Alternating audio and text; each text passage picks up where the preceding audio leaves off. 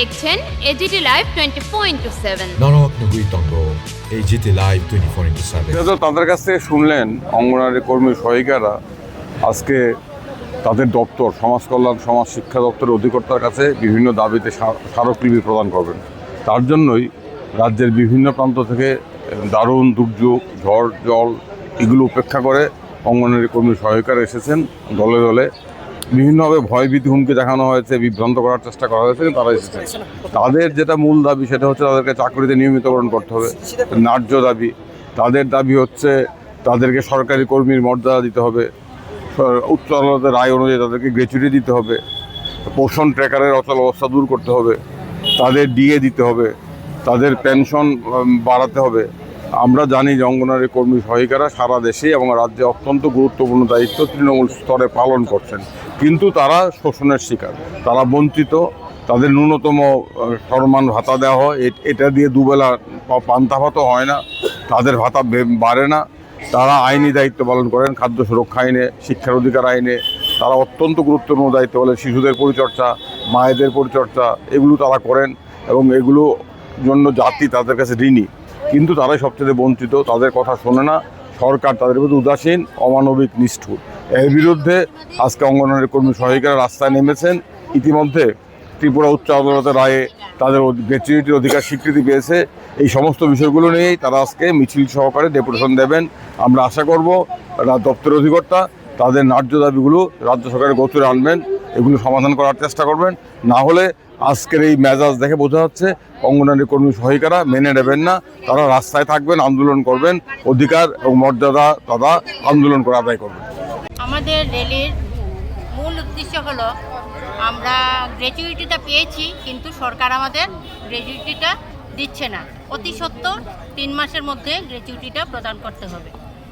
আর 1 নম্বর। 2 নম্বর হলো আমরা অবসরকালীন সময় 10,000 টাকা অঙ্গনওয়াড়ি ওয়ার্কার এবং 7,000 টাকা হেল্পারকে দিতে হবে। 3 নম্বর, আমাদের সমকাজে সমবেতন দিতে হবে এবং আমাদের রেগুলার করতে হবে। এই দাবি সনদ নিয়ে আমরা আজকে এই র্যালিতে উপস্থিত হয়েছি সবাই। ধন্যবাদ সবাইকে। আমাদের দীর্ঘদিন ধরে আমরা বঞ্চিত আমাদের অধিকার থেকে। আমরা ডিএ আমাদের 2017 থেকে আমাদের ডিএ বন্ধ, ডিএ দেওয়া হয় না। তারপরে বাজেটে আমাদের জন্য কিছু দেওয়া হয়নি।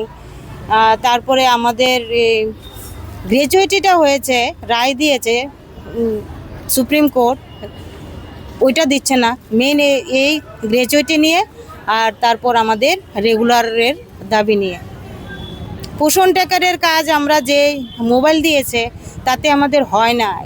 এই মোবাইল দিয়ে 4G দিয়ে আমাদের হয় না। তার মধ্যে আবার অনেকগুলি ক্রাইটেরিয়া আছে যে শুধু হোয়াটসঅ্যাপ ইউজ করা যাবে, আর আমাদের এই পোষণ ট্র্যাকারটা ব্যবহার করা যাবে, ইউটিউব ব্যবহার করা যাবে, বাকি কোনো কিছু ব্যবহার করা যাবে না। তা আমাদের 1 বছরে যদি আমাদের মোবাইলের রিচার্জ করতে হয় তাহলে আমাদের 3600 টাকা লাগে, কিন্তু আমাদেরকে ডিপার্টমেন্ট দিচ্ছে 2000 টাকা। বাকিগুলি আমাদের পকেট থেকে ভরতে হয়। তাই সেই এত টাকা আমরা অল্প বেতন পাই, সেগুলি আমরা কিভাবে দেব? আর তাছাড়া হয়েছে আমাদের নিজের এই বেতনের থেকে ফিডিং বিলটা চালাতে হয়। আমাদের বিল দেয় ঠিকই, 2, 3, 4, 5 মাস পর পর দেওয়া হয়। তাহলে আমরা কি করে চলি? তা আমাদের মুখ্য হয়েছে, দাবি হয়েছে আমাদের নিয়মিতকরণ করতে হবে। নিয়মিতকরণের সাপেক্ষে সমকাজে সমবেতন, তারপরে হয়েছে গ্র্যাচুইটিটাকে 1 মাসের মধ্যে চালু করতে হবে। আর এডিএ একটা দিয়েছে আমাদের, এডিএটা এখনো আমরা পাইনি। এগুলি হয়েছে আমাদের মেইন আর কি মুখ্য দাবি, এগুলি আমাদেরকে দিতে হবে। এগুলো নিয়ে কোথায় যাচ্ছে? এগুলি নিয়ে আমরা আমাদের ডিপার্টমেন্টের কাছে যাচ্ছি, ডাইরেক্টরের কাছে আবেদন দেওয়া আছে আগে থেকে। তো উনি আমাদের কোনো রিপ্লাই দেননি, সেই জন্য আমরা ওনার সাথে আজকে উনি আমাদের সাথে দেখা করতে হবে, এই জন্য আমরা ওনার কাছে যাচ্ছি।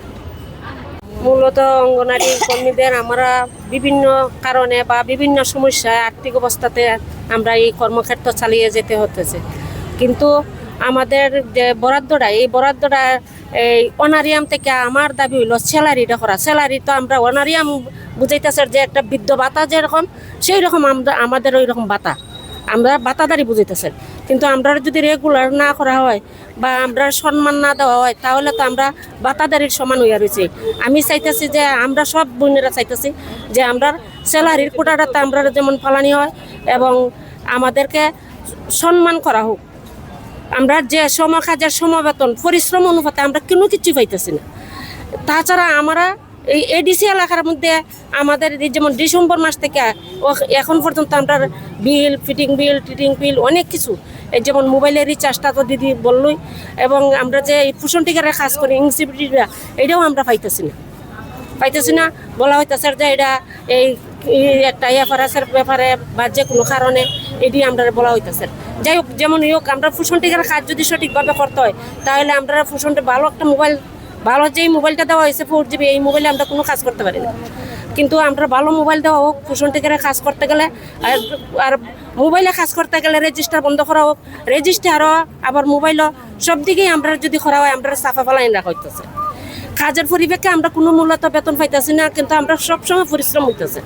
আমরা সংসার ধর্ম সব এই কাজের পরিবেশে আমরা সংসার ত্যাগ করে বাইরের কাজে দিয়ে আমরা জড়িত, কিন্তু তার পরিবেশে আমরা কি পাইতেছি এই নিয়ে আমরা আজকে সব দিদিরা সম্মিলিত হয়ে আমরা মূলত দাবি নিয়ে আমরা ডাইরেক্টর অফিসে আমরা অথরিটির কাছে আমরা যাইতেছি, যাতে আমরা যেই দাবিগুলা উনি যাতে আমরা দাবিগুলা মেনে আমরাকে সম্মান দেন বা আমরা এই দাবি যাতে পাই, সেই আশা নিয়েই আমরা আজকে রওনা হচ্ছি যে ডাইরেক্টর অফিসে আমরা এই কথা আমাদের এখানে।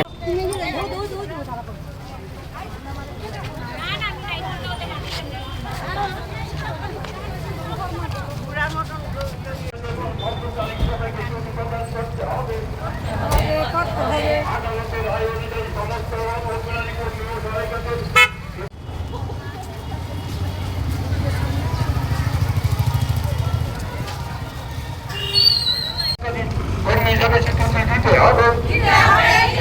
তাদের নতুন 7,000 10,000 টাকা করতে হবে।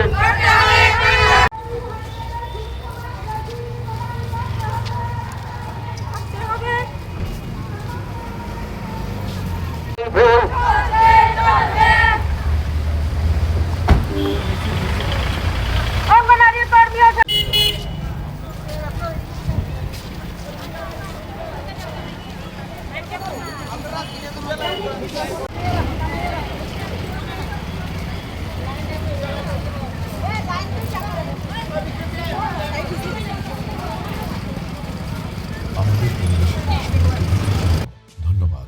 চিনি কক্তমা নাইমা বাগুই বেলায় হাম্বাই। ये न्यूज़ कंटेंट देखने के लिए शुक्रिया। अगर आपका कोई सुझाव है तो हमें कमेंट कीजिए, सब्सक्राइब कीजिए AGT Live 24/7। Thanks for watching AGT Live 24/7.